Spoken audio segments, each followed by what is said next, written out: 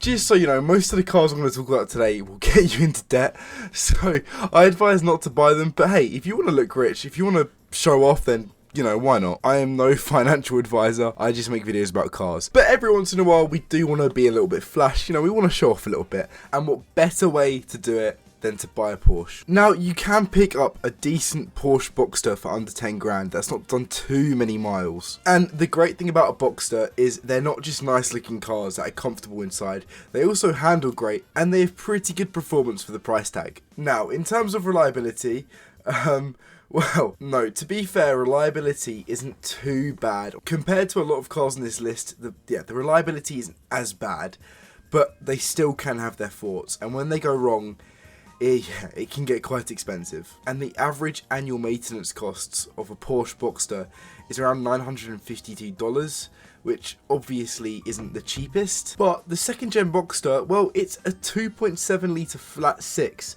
and a lot of them are manuals, so it's a manual Porsche. So I mean, really, what more could you want? I mean, brand new manual Porsches go for extortionate amounts these days. So in my opinion, having a decently new Porsche that's manual is quite a cool thing in itself. But I guess if you want to show off to people and look rich, then you also have a Porsche, so it's a win-win. Now, this next car is actually one of my favourite cars ever made, and it's not because it makes you look rich, more because of the styling and the engine that this car has. But I guess if you want to look rich, it also does work in that regard. And I'm talking about the early 2000s Maserati Coupe with the 4.2 litre Ferrari engine that was put in the Alfa Romeo 8C and the Ferrari F430, which are both outrageous cars. Now, the Alfa Romeo 8C is a 300 grand car, and the Ferrari obviously isn't cheap either. So what I'm trying to say is you're buying a V8 that has been put in supercars that are well over 100 grand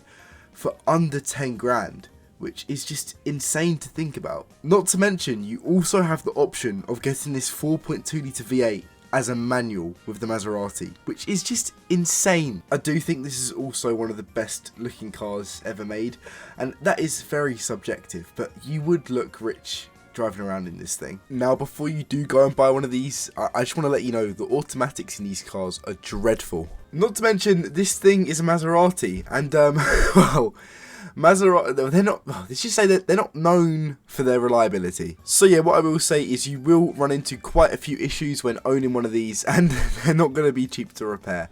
But you get a Ferrari V8 that was in the 8C, and it can come with a manual transmission. So realistically, what more could you want? And it's a Maserati. Now, this next one is a little bit of a weird one, but hear me out, because it is an absolute legend in its own right.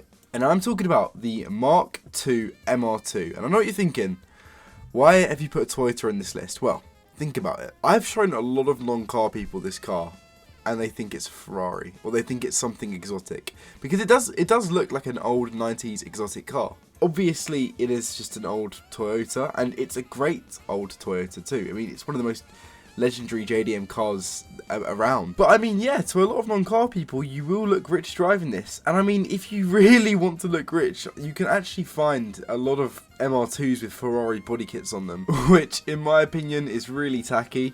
But I mean, to the untrained eye, you know, it could look like a Ferrari. I mean, you can pick these cars up for a lot cheaper than any car I've mentioned on this list. Also, they'll be a lot more reliable too. So I probably think this is the best option, but I do like a Japanese car, and I mean, I'm a massive fan of the MR2. Now, the MR2 does have its flaws. Of course, there is the notorious snap oversteer, which didn't happen as much in later models, but pre-facelift, it was a tragic end to most cars. Now, there are quite a few mods you can do to sort of prevent this from happening, and obviously, if you drive the correct way around corners, then it's less likely to happen, but still, it's something you really want to be aware of, especially if you're a younger driver. But even with experienced drivers, it can catch them totally off guard. And like with all old Japanese cars from the 90s, this thing likes to rust quite a lot.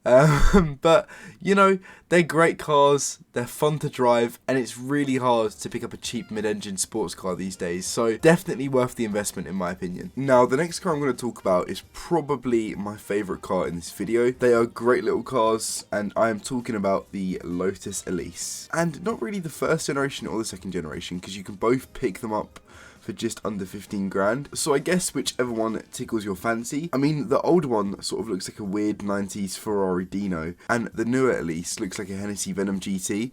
So I mean, you know, take your pick. Personally, I would go for the second generation Elise, only because the 1.8 litre engine that's used in that car is a Toyota engine.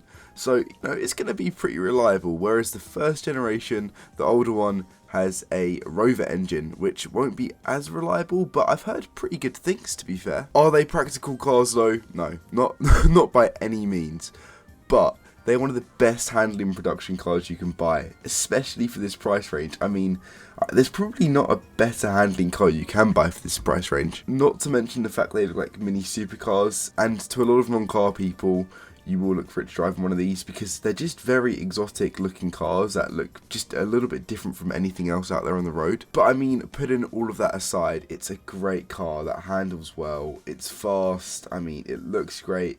Very underrated car in my opinion, and of course they all come with a manual transmission.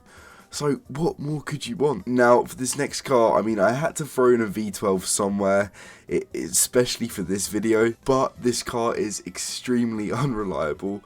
And personally, I would love to own one of these, but financially it makes no sense. But still, a really cool car. And of course, I'm talking about the Jaguar XJS. First of all, look at this car. That is, honestly, I think this is one of the best looking cars ever made. And you can get this car with a 5.3 litre or a 6 litre V12 engine, which is just insane. You can also get this car with a 4 litre inline 6, which is probably the more reliable engine. But I mean, come on, you've got to get the V12. Definitely would not be a car you could daily, but I mean, you probably couldn't daily most cars on this list. But in my opinion, this car is a very underrated classic and something I would definitely buy before they shoot up in price. I mean, they're bound to shoot up in price one day. It's just a matter of when, because I mean, they're such classic looking cars. And I mean, to a lot of non-car people, this car would make you look rich because, I mean, look at it. One of the things I love about this car is the interior. It just looks so simple, but so classic at the same time. But you can pick these up for just under 15 grand. And I mean, some as low as 5, but I would probably stay away from them ones. Just make sure you find one that's got a good service history and that's been looked after, because these things can be money pits. I'll be interested to know what sort of cars you think might look rich but actually are super cheap, and maybe any cars I should have added in this video. But obviously this video was just a bit of fun. You shouldn't buy a car to look rich. You should buy a car for your own enjoyment. But you know, if you do want to look rich, here are some cars. And hey, if you did find some enjoyment out of this video, I would really appreciate it if you hit the subscribe button. It's free, and I mean, you might as well. But I will see you in the next video. Ciao for now.